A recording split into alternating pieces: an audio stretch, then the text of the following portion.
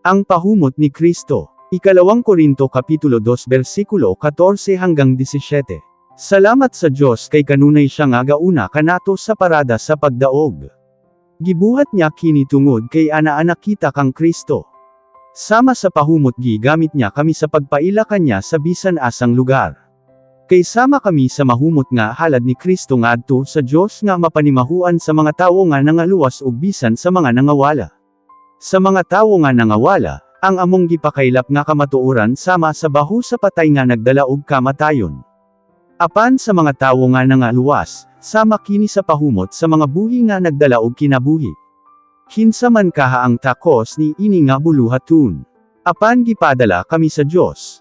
Ug tungod kay siya nagtan-aw kanamo og kami anaa kang Cristo, matinud-anon kami sa pagsangyaw sa mensahe sa Dios. Dili kami sama sa uban nga gihimo lang nila nga panapi ang pagwali sa mensahe sa Dios.